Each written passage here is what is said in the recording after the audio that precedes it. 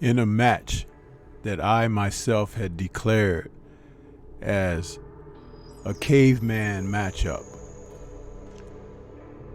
Derek Chisora and Kubrat Pulev faced each other at the O2 Arena in London today, July 9th, for the second time. I had asked, who asked for this? This was a fight that saw the two of them come out in their first go round and give and take and give and take until Pulev was able to pull out a decision. This is really not what boxing needs, but as far as heavyweights go, at times fights like this can be pretty entertaining. And that's what that was today when these two men faced off. So we're going to talk about it a little bit. Kubrat Pulev and Derek Chisora.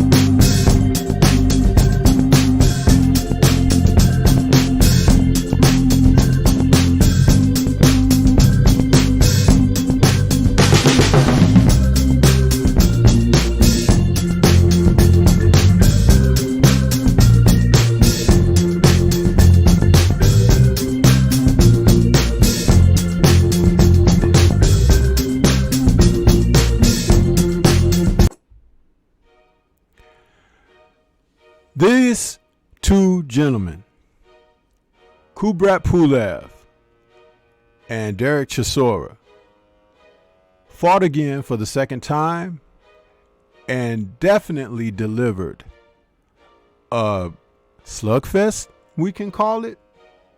It was the type of bout that boxing fans can really get into.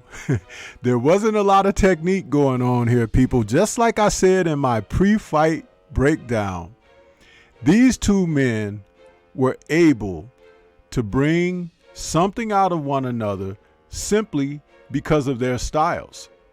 The styles that they have, I refer to as the caveman style. Huh? Yeah. These two guys really put on a fight. They were banging each other. They were slugging. There was blood. There was a little bit of elbows. No low blows. I have to give them both credit on that.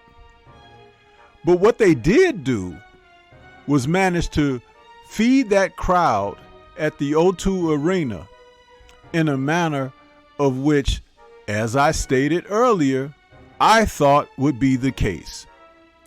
These two men were able to bring out the best of each other.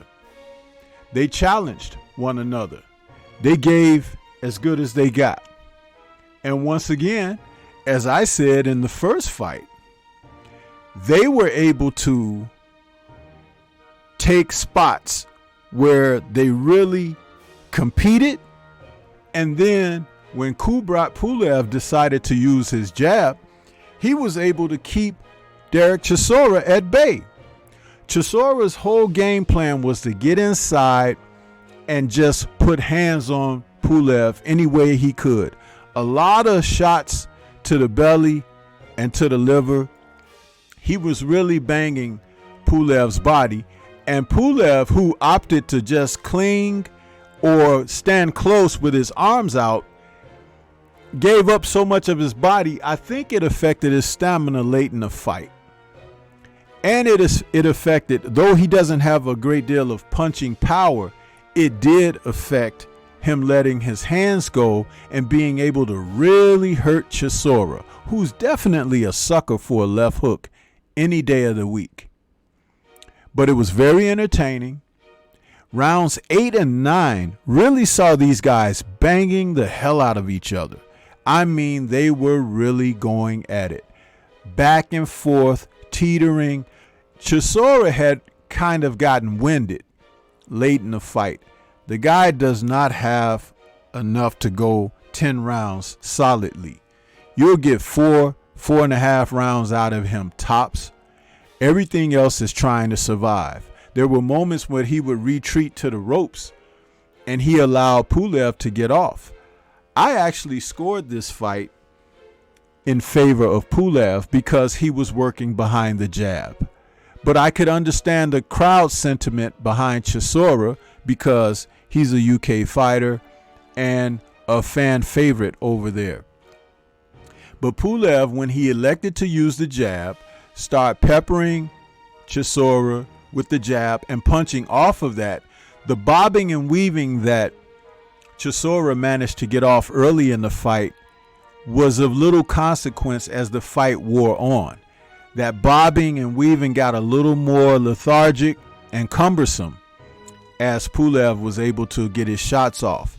And I do believe it was in the 9th round that he landed an uppercut that really stunned Chisora and had him rocking back on his heels, but he wasn't able to do enough damage to follow up before the bell ended to end that round. There were late rallies by Chisora, who was able to land solid overhand rights that would clip Pulev, but they were just not powerful enough to put Pulev in serious trouble. It was like he was bracing himself for the shots that were landing. And he was able to do that because he'd been in there with Chisora before, and he kind of knew where the power was coming from, and he would stand within a certain range where the shots weren't really hurting him terribly. Now, heads were clashing, which opened up some cuts on Pulev's face. The guy's face is like tissue paper. I saw the cuts opening up as soon as contact was being made. But the headbutts that the ref did not see, they didn't stop the action or put the fight in jeopardy.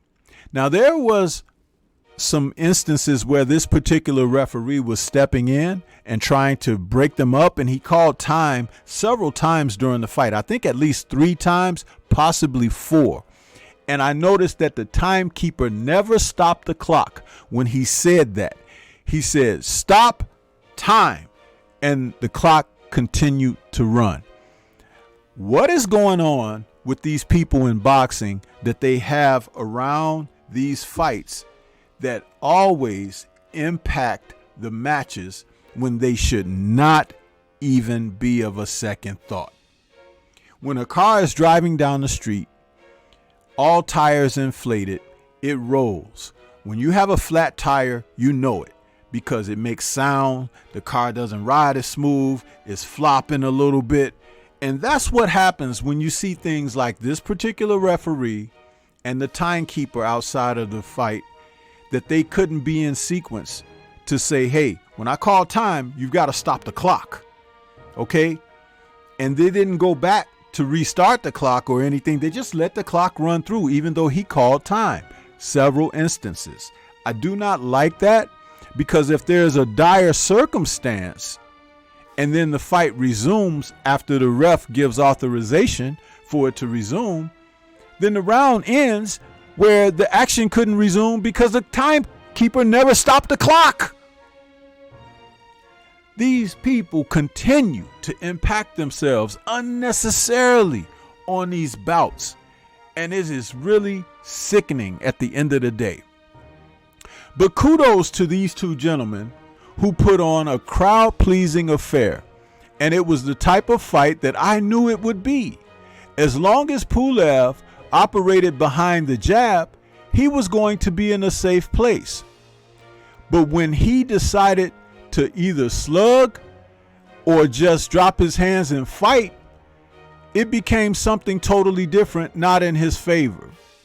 I could see how they scored this fight in favor of Chisora, but I can also give the man who boxed favor.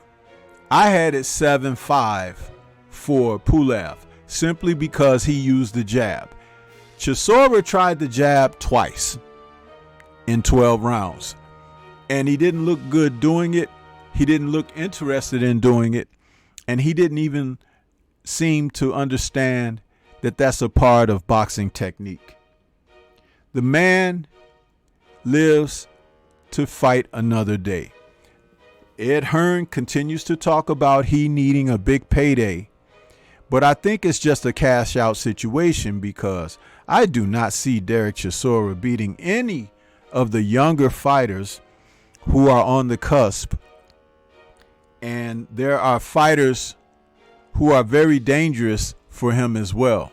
So how Hearn will navigate these rough seas with him, who knows?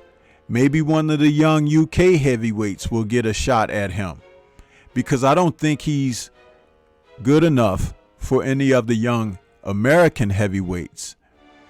And there just seems to be something about how Hearn moves with this guy. He really likes Chisora for some reason. I think that has something to do with being over there in the UK. I don't know enough about the man personally. I just know that his skills are lacking and he's getting hit a lot. And in the fights that he's lost, he's been stopped a few times.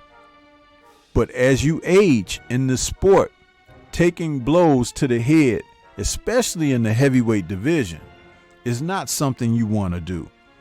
And Kubrat Pulev is not the biggest puncher in the world by any means. He's not even on the top 10, 15, or maybe even 20 list of hard punching heavyweights.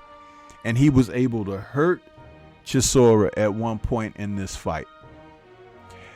This is what I have to say going forward. Kubrat Pulev would be a nice opponent for someone. Derek Chisora is looking to cash out. This is the type of situation where, yes, a guy can score a nice payday, but at the end of the day, their health concerns should be a concern for anyone involved. But we know that Matchroom and Hearn don't really look at fighters in that way. So, let me know what you think about this. This is Stormy B, man. Shout out to the mighty LDBC and Liberated Perspective, a third eye view of the world. For more content such as this, please like, comment, subscribe, and share. Let me know what you think about this fight. Leave comments and let's discuss. Until the next time we meet, everyone, please stay safe and peace to everyone out there.